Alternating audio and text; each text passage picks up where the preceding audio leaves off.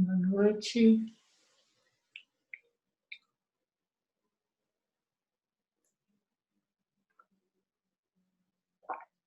Movimenta as pernas.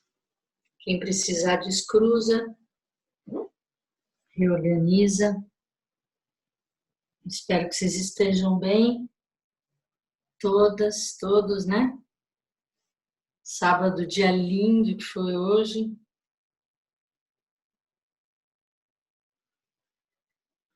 A gente vai compartilhar Charlotte Jokubeck, porque hoje ela vai falar o que a prática é.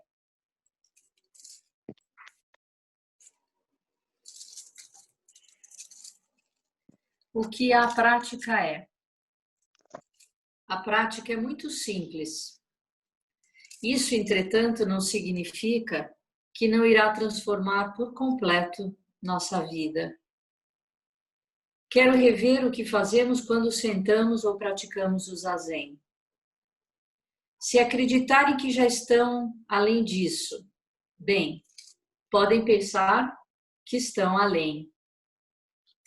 Sentar é essencialmente um espaço simplificado. Nossa vida diária está em constante movimento. Acontecem muitas coisas, muitas pessoas falam, muitos acontecimentos ocorrem. Em meio a tudo isso, é muito difícil sentir o que somos em nossa vida. Quando simplificamos a situação, quando deixamos os elementos externos de lado e nos retiramos do alcance do toque do telefone, da televisão, das pessoas que nos visitam, do cachorro que precisa passear, temos uma chance, que é exatamente a coisa mais valiosa que existe, de ficar de frente para nós mesmos. A meditação não está relacionada com algum estado, e sim com seu praticante. Não diz respeito a alguma atividade, ou a consertar, ou a conseguir algo, refere-se a nós. Se não simplificamos a situação, a oportunidade de dar uma boa olhada em nós mesmos fica muito reduzida, porque aquilo que nos propomos a ver não somos nós, e sim tudo mais. Se algo dá errado, para o que olhamos? Olhamos para o que saiu errado, e em geral para aqueles que, ao nosso ver, foram os responsáveis. Ficamos o tempo todo olhando para fora e não para nós. Quando menciono que a meditação diz respeito a quem a pratica, não pretendo que nos comprometamos numa autoanálise, não é isso também. Então fazemos o quê? Depois de termos assumido nossa melhor postura, que deveria ser equilibrada, fácil, ficamos apenas ali, sentados, praticamos zazen. O que significa apenas sentados ali? Essa é a mais exigente de todas as atividades. Por via de regra, na meditação, não fechamos os olhos. Neste momento, porém, gostaria que fechassem os olhos e ficassem apenas sentados. O que está acontecendo? Toda espécie de coisas. Uma fisgada mínima no ombro esquerdo, uma pressão no lado. Percebam o rosto por um momento. Sintam-no. Estará tenso em algum lugar? Em torno da boca, na testa? Vamos descer um pouco mais. Observem o pescoço, somente sintam-no. Agora os ombros, as costas, o peito, a região abdominal, os braços, as coxas. Continuem sentindo tudo o que encontrarem. Agora sintam a respiração entrando e saindo. Não tentem controlá-la, apenas senti-la. Nossa primeira reação é tentar segurar a respiração. Deixe que aconteça naturalmente. No alto do peito, no meio da barriga, pode parecer tensa. Apenas sinta como está. Sintam tudo isso. Se um carro passa lá fora, ouçam-no. Se um avião passar, observem-no. Talvez ouçam o barulho cíclico do motor da geladeira, que seja. É o que vocês têm de fazer. Positivamente, é tudo o que vocês têm de fazer. Experimentar isso e apenas ficar com essa experiência. Agora podem abrir os olhos. Se conseguirem ficar fazendo isso durante 3 minutos, é um milagre. O normal é que, decorridos 1 minuto, começamos a pensar. Nosso interesse em apenas acompanhar a realidade, que é o que acabamos de fazer, é muito reduzido. Você quer dizer que Zazen é só isso? Não gostamos dele. Estamos em busca da iluminação, não? Nosso interesse pela realidade é extremamente pequeno. Não queremos pensar. Não, queremos pensar. Queremos nos afligir com todas as nossas preocupações. Queremos entender qual é o sentido da vida. Assim, antes de nos darmos conta, teremos esquecido por completo deste momento e teremos divagado em pensamentos sobre as coisas, o namorado, a namorada, o filho, o patrão, o medo permanente e por aí afora. Nada há de vergonhoso neste fantasiar, exceto que quando estamos imersos nele, perdemos alguma outra coisa. Quando estamos perdidos em nossos pensamentos. Quando estamos sonhando, o que perdemos? A realidade. A nossa vida nos escapou. Isso é o que os seres humanos fazem. Não fazemos isso só uma parte do tempo, fazemos a maior parte do tempo. Por quê? Claro que vocês sabem a resposta. Fazemos porque estamos tentando nos proteger. Estamos tentando nos livrar de nossas dificuldades atuais, ou pelo menos entendê-las. Não há nada de errado em nossos pensamentos autocentrados, exceto que, quando nos identificamos com eles, nossa visão da realidade fica bloqueada.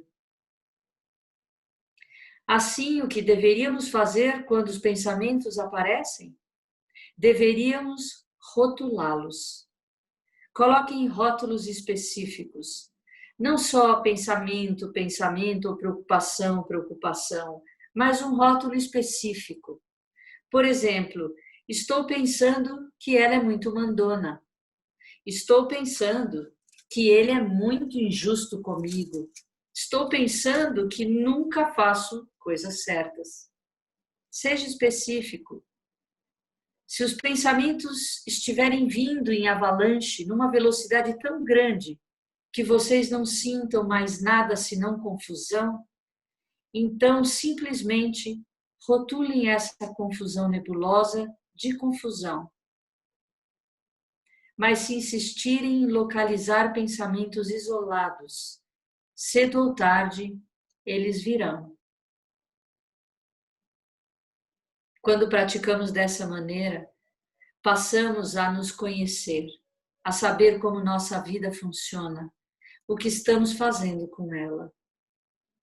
Se percebemos que determinados pensamentos reaparecem centenas de vezes, ficamos sabendo a nosso respeito algo que antes desconhecíamos.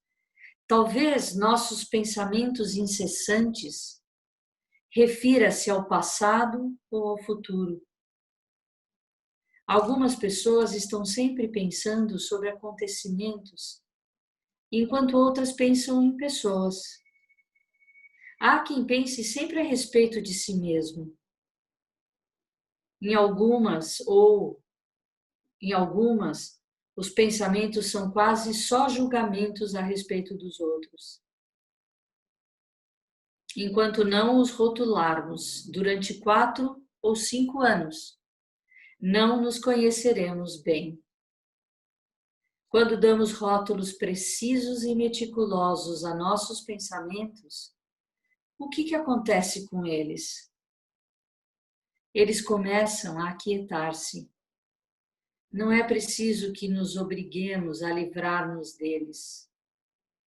Quando eles se acalmam, podemos retornar à experiência do corpo e da respiração, muitas vezes seguidas. Não há como deixar de enfatizar que não fazemos isso apenas 2 ou 3 vezes, fazemos 10.000 vezes. Com isso, nossa vida se transforma.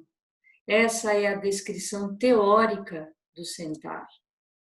É muito simples, não há nada de complicado nela.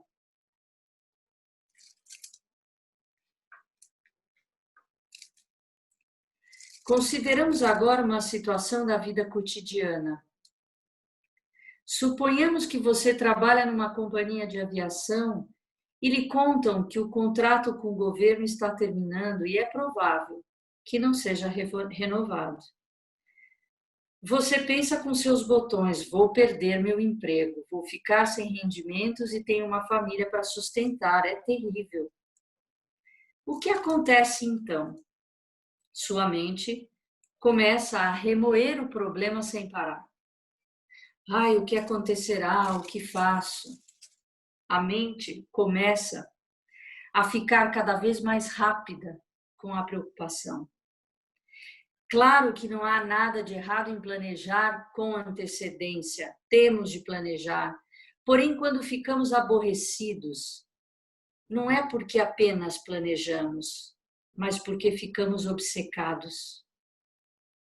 Viramos a situação do avesso de todos os jeitos. Se não soubermos o que significa fazer uma prática com nossos pensamentos de preocupação, o que ocorre em seguida? Os pensamentos produzem uma emoção e ficamos mais agitados ainda. Toda agitação emocional é causada pela mente. Se permitirmos que isso aconteça durante um certo tempo, acabaremos, em muitos casos, ficando doentes ou mentalmente deprimidos. Se a mente não se incumbir da situação com discernimento, o corpo o fará. Ele nos ajudará a sair dessa. É como se dissesse: se você não tomar conta da situação, creio que eu terei de fazê-lo. Assim, produzimos nossos próprios resfriados, nossa alergia seguinte, nossa próxima úlcera, seja lá qual for nosso estilo. A mente que não está consciente de si produzirá enfermidades. Isso não é uma crítica, porém, não conheço quem nunca adoeça, inclusive eu. Quando o desejo de nos preocupar é forte, criamos dificuldades. Com uma prática regular apenas, o fazemos menos. Tudo aquilo de que não formos conscientes frutificará em nossa vida de um jeito ou de outro. Do ponto de vista humano, as coisas que dão errado em nossas vidas são de 2 tipos. Um são os fatos que acontecem fora de nós, e o outro são os que acontecem dentro, como as doenças físicas. Ambas são a nossa prática e trabalhamos com elas do mesmo modo. Rotulamos todos os pensamentos que acontecem à volta deles e os vivenciamos em nosso corpo. O processo é o próprio pensar.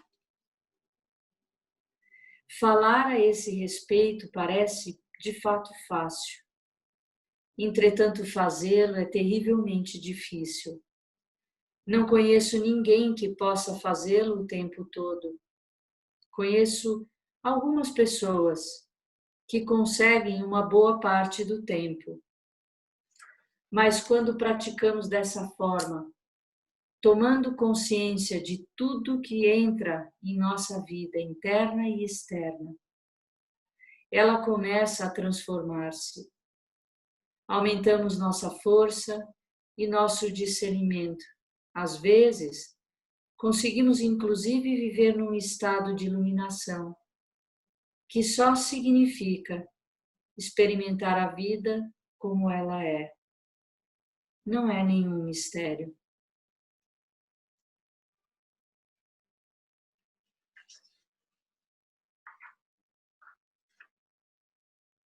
Se você é novato na prática, é importante saber que ficar apenas sentado na almofada durante 15 minutos já é uma vitória. É ótimo ficar sentado com essa compostura, somente ficar ali. Se tivéssemos medo de ficar na água e não soubéssemos nadar, a primeira vitória seria apenas mergulhar. O próximo passo poderia ser molhar o rosto. Se fôssemos ótimos nadadores, o desafio poderia ser conseguir bater a mão na água numa determinada inclinação a cada braçada. Isso significa que um é melhor do que o outro? Não, ambos são perfeitos, cada qual em sua etapa do caminho. A prática, em qualquer estágio, é simplesmente ser quem somos a cada momento. Não é uma questão de sermos bons ou maus, melhores ou piores. Às vezes, depois das palestras, as pessoas comentam: não entendi isso. Isso também está perfeito. Nosso entendimento aumenta com o tempo. Contudo, a qualquer momento somos perfeitos em ser do jeito que somos. Começamos a aprender que só existe uma coisa na vida em que podemos confiar. Qual é? Podemos dizer: confio em meu companheiro. Podemos amar nosso marido, nossa esposa, mas não podemos nunca confiar cegamente neles, porque uma outra pessoa, assim como nós, é sempre não confiável de até certo ponto. Não há uma pessoa na face da terra em que possamos confiar por completo, embora sem dúvida possamos amá-la e desfrutar de sua companhia. Em que então podemos confiar? Se não é em uma pessoa, em quê? Em que podemos confiar na vida? Perguntei a alguém que me respondeu: em mim. Você pode confiar em si mesmo? A autoconfiança é uma boa coisa, porém é inevitavelmente limitada. Existe uma coisa na vida em que sempre podemos confiar, na vida tal como é. Vamos falar em termos mais concretos. Imagine que existe uma coisa em que eu quero muito. Talvez casar com uma certa pessoa, ou fazer um curso de especialização, ou ter um filho saudável e feliz. No entanto, a vida, como é, poderia ser exatamente o inverso do que eu desejo. Não sabemos se iremos ou não casar com alguém. Quem sabe, se casarmos, aquela pessoa ideal morra amanhã. Pode ser que consigamos ser especialistas ou não, é provável que sim, mas não podemos contar com isso. Não podemos contar com coisa alguma. A vida será sempre do jeito que é. Então, por que não conseguimos confiar nesse fato? O que é tão difícil a esse respeito? Por que estamos sempre incomodados? Suponha que sua casa tenha acabado de ser destruída por um terremoto e você está quase perdendo um braço e todas as suas economias. Será que dá para confiar na vida tal qual ela se apresenta? Você consegue ser assim? Confiar que as coisas são como são é o segredo da vida. Porém, não queremos saber de nada disso. Posso confiar absolutamente que no ano que vem minha vida mudará, estará diferente, e no entanto será sempre do jeito que é. Se eu tiver um ataque cardíaco amanhã, posso confiar que porque eu o tive, eu o tenho. Posso me apoiar na vida como ela é. Quando fazemos um investimento pessoal em nossos pensamentos, criamos o eu. Então nossa vida começa a não funcionar. Eis porque rotulamos os pensamentos, desfazendo o investimento. Depois de termos ficado sentados por tempo suficiente, podemos notar nossos pensamentos apenas como inputs sensoriais. Podemos nos ver atravessando os estágios preliminares a este. Primeiro, sentimos que nossos pensamentos são reais e, a partir deles, criamos as emoções autocentradas. E, a partir dessas, os obstáculos que nos impedem de ver a vida como ela é. Porque, se estamos contidos pelas emoções autocentradas, não conseguimos enxergar as pessoas e as situações com clareza. Um pensamento em si é só input sensorial, um fragmento de energia. Entretanto, tememos ver os pensamentos tais como são. Quando rotulamos o pensamento, retrocedemos e nos desapegamos da identificação. Há uma enorme diferença entre dizer ela é impossível e estou pensando que ela é impossível. Se persistirmos na prática de rotular qualquer pensamento, o revestimento emocional começa a dissolver-se e ficamos, enfim, com um fragmento impessoal da energia, a qual não precisamos ficar apegados. Se, porém, acreditamos que nossos pensamentos são reais, nossa conduta se fundamentará neles. Se agirmos a partir deles, nossa vida ficará uma confusão. Mais uma vez, a prática é o trabalho com esse processo, até que o tenhamos impregnado em nossos ossos. A prática não se refere a entender com a mente. Ela tem que ser nossa carne, nossos ossos, nós mesmos. Claro que temos de ter pensamentos orientados para a vida, como seguir uma receita, consertar um equipamento, planejar as férias. Mas não necessitamos dessa atividade emocionalmente autocentrada, a que chamamos pensar. Não é de fato pensar, é uma aberração do pensar. O Zen refere-se a uma vida ativa e envolvida. Quando conhecemos bem nossas mentes e as emoções que nosso pensamento cria, temos a possibilidade de ver melhor o que é a nossa vida e o que precisa ser feito. Em geral, é a próxima coisa que temos logo à frente. O Zen tem que ver com uma vida de ações, não com fazer nada passivo. No entanto, as ações têm de estar baseadas na realidade.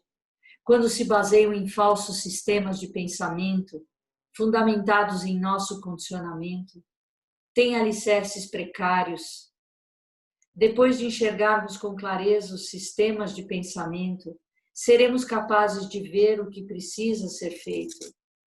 O que estamos fazendo não é nossa reprogramação, é nossa libertação de todos os programas. Notando que são vazios, sem realidade. A reprogramação é só saltar de um caldeirão para o outro. Pode ser que tenhamos aquilo que pensamos ser uma melhor programação, mas o propósito do sentar não é ser conduzido por nenhum programa. Imaginemos que há o programa chamado Não Tenho Autoconfiança. Suponhamos que decidimos reprogramá-lo para Tenho Autoconfiança. Nenhum dos dois conseguirá se sair muito bem frente às pressões da vida, porque envolvem este eu. Este eu é uma invenção muito frágil, aliás, irreal, e é com facilidade enganado. Na realidade, nunca houve um eu. O que importa é enxergar que é vazio, uma ilusão, que é diferente de dissolvê-lo. Quando falo que é vazio, quero dizer que não tem uma realidade básica.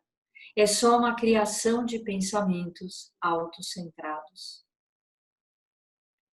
Praticar o Zen nunca é tão fácil quanto falar sobre ele. Até mesmo os estudantes que têm um certo entendimento do que estão fazendo, às vezes, costumam se afastar da prática básica. Apesar disso, quando sentamos bem, tudo mais se incumbe de si mesmo. Por essa razão, se estamos praticando o sentar há 5 ou 20 anos, ou estamos apenas no começo, é importante sentar com um grande e meticuloso cuidado.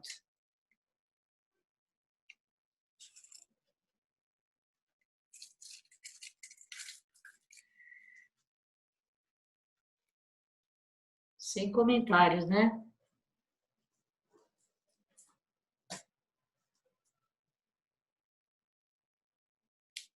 Talvez esse seja o melhor capítulo desse livro.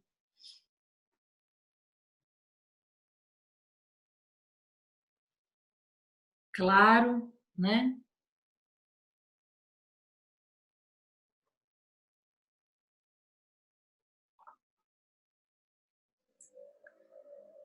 Com uma proposta de caminho, né? Quase como uma orientação para iniciar a sentar. Quando ela fala de rotular os pensamentos, né? Como um meio expediente, de trazê-los à consciência, né?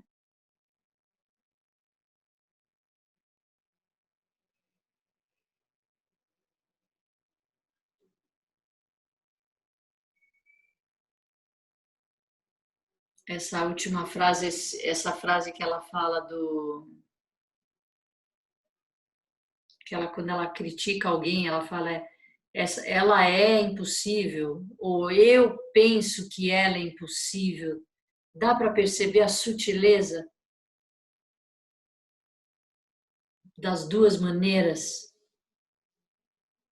de pensar, de perceber, de vivenciar. Quando ela fala que é pelos ossos, é pelo corpo, né?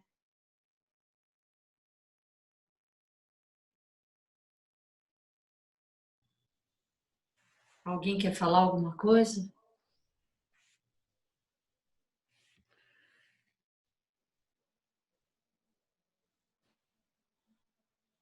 Não? Oi, Warro. Oi, Rogério. Oi. Não, eu pensei se naquela hora que ela fala. Bom, eu gosto muito dessa leitura dela, gosto, fantástico, eu acho demais. E pensa, quando a gente para. Deixa eu ver se eu me explico. Como eu me explico? Quando a gente para categorizar, como é que ela fala? A palavra que ela fala? Rotular, Rotular. né? Exato. Eu só fico pensando se faz o maior sentido o que ela falou, né? Porque daí a gente vai ver que no dia seguinte a gente de novo está passando por um pensamento parecido, ou aquele mesmo, e assim por diante.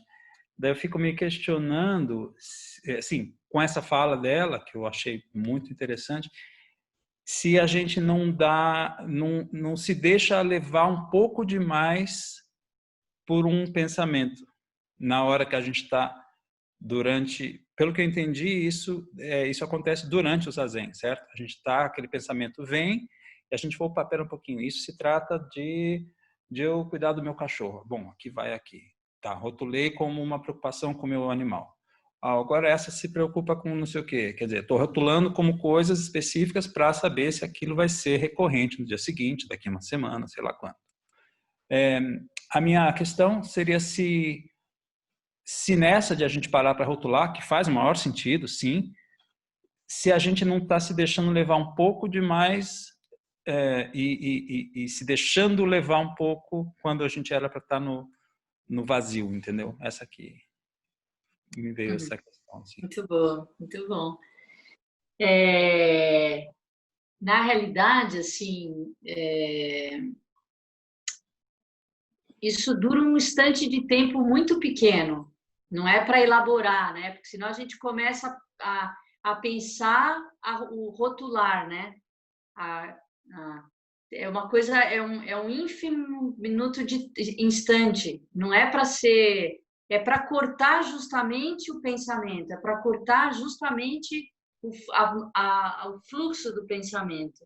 Porque a hora que você precisa rotular, você saiu do pensamento, você tem que se afastar dele. Exato. De alguma forma. Então, isso é um meio expediente, é como a gente fala sempre, contar a respiração, observar o corpo, são todos meios expedientes para você não ser arrastado pelos pensamentos, para você experimentar a unidade, esse instante em que não tem pensamento, não pensamento é alguma coisa além de se eu estou pensando ou não estou pensando. Então, o que ela fala do rotular é para você chegar nesse ponto específico, né? Para você treinar essa consciência da forma como você está pensando, da forma como os teus pensamentos acontecem e como eles podem ser autocentrados, normalmente são, né? E o que você faz a partir disso, né? Mas não é para você ficar refletindo, sabe? Não é para você ganhar corpo, dar corpo para o rotular, porque senão você está continuando pensando no assunto, né? Não é difícil, sabe? Quanto mais a gente elabora, a gente cola mais coisas, sabe? Uhum. Eu acho que o difícil é o que ela fala é o rotular pela intenção de querer olhar. Olha como eu estou pensando, olha a forma que eu estou, né? Ela é impossível ou eu estou pensando que ela é impossível, sabe? Porque normalmente é o que ela fala. Ela, em outra parte, ela vai dizer isso. Ela diz, seja o ver, o ouvir e o pensar. E menos eu pensando sobre o que eu vejo, pensando sobre o que eu ouço e pensando sobre o que eu penso. Você percebe como é diferente? É ser, seja o ver, seja o ouvir, seja o pensar, antes de colar um pensamento sobre, sabe? Ela vai falar isso mais para frente. Eu acho que é nesse livro que ela fala. Muito legal.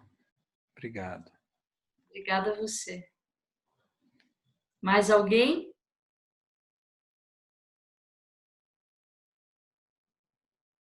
Então, vamos encerrar? Colocar as mãos, palma com palma. Que os méritos de nossa prática se estendam a todos os seres e que possamos nos tornar o caminho iluminado.